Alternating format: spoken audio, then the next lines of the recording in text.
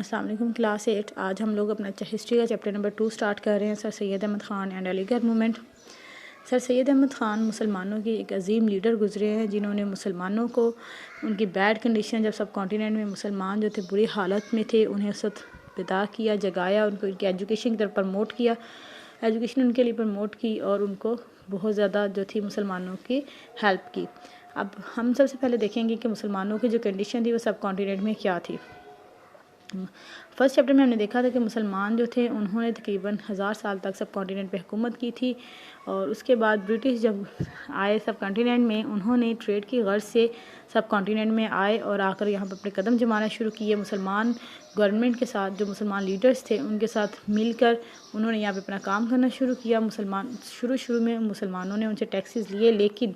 Taxes کے بعد میں ان کو ریلیکسیشن دے دی گئی، جس کی وجہ سے مسلمان جو تھے وہ ان کے حالات جو تھے خراب ہونا شروع ہو گئے، اور برٹش جو تھے ان کے سٹیپ، وہ لوگوں نے خود کو اس چیز میں اسٹرانگ کر لیا۔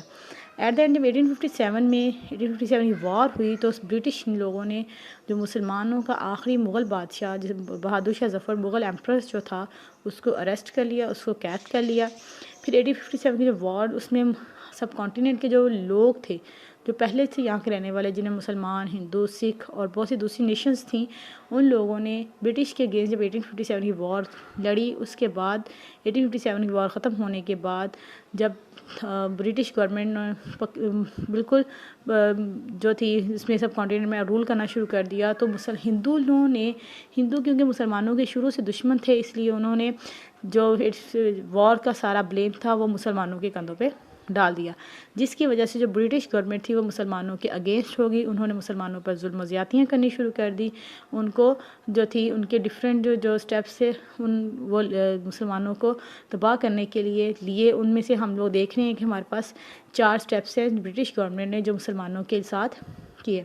سب سے پہلے تھا مسلمانوں کو no government job for the Muslims, کے مسلمانوں کے لیے سب کانٹیننٹ میں کسی قسم کی گورنمنٹ جاب نہیں ہوگی، اور جو لوگ پہلے سے مسلمان جو تھے وہ گورنمنٹ جابس کر رہے تھے ان کو ان کی جاب سے فارغ کر دیا، نکال دیا گیا، اور جو نیو ویکینسیز وغیرہ آتی یا ہائرنگ ہوتی ان میں مسلمانوں کے لیے کوئی سیٹ نہ ہوتی۔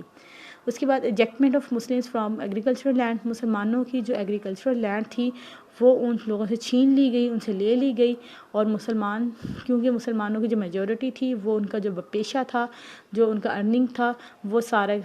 ایگریکلچرل لینڈ پہ ہی ڈیپینڈنٹ تھا۔ لیکن جب مسلمانوں کی یہ لینڈز ان سے لے لی گئی تو مسلمان بری طرح سے پستی کا شکار ہو گئے۔ اس کے بعد تھرڈ پوائنٹ آئے گا ایجوکیشنل بیکورڈنس۔ ایجوکیشنل بیکورڈنس میں کیا تھا کہ برٹش گورنمنٹ نے مسلمانوں کے جو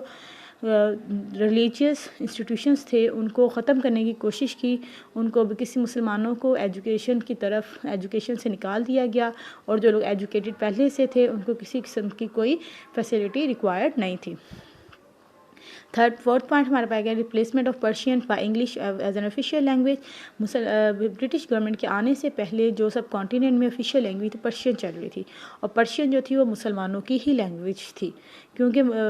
برٹش سے پہلے مسلمانوں کی حکومت تھی تو لینگویج بھی مسلمانوں کی ہی یوز ہو رہی تھی۔ لیکن جیسے ہی برٹش گورنمنٹ آئی انہوں نے پرشین کو ختم کر کے انگلش کو ایز اے آفیشیل لینگویج جو تھا سب کانٹیننٹ میں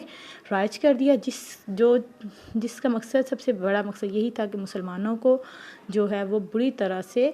ان کے جو تھی پستی کے حال میں ڈال دیا جائے، تاکہ کیونکہ اگر مسلمانوں کی اپنی لینگویج ختم ہو جاتی، انگلش کو آفیشیل لینگویج بنا دیا جاتا، تو جو مسلمان ایجوکیٹڈ تھے وہ لوگ بھی اب کسی آفیشیل یوز میں نہیں جا سکتے تھے، مسلمان آفیسز میں نہیں جا سکتے تھے کیونکہ انگلش کو نہیں جانتے تھے۔ تو یہ جو تھا بہت بڑا جو مسلمانوں کے ساتھ زیادتی کی گئی وہ یہ تھی۔ آج کے لیے ہمارا اتنا ہی لیکچر ہوگا۔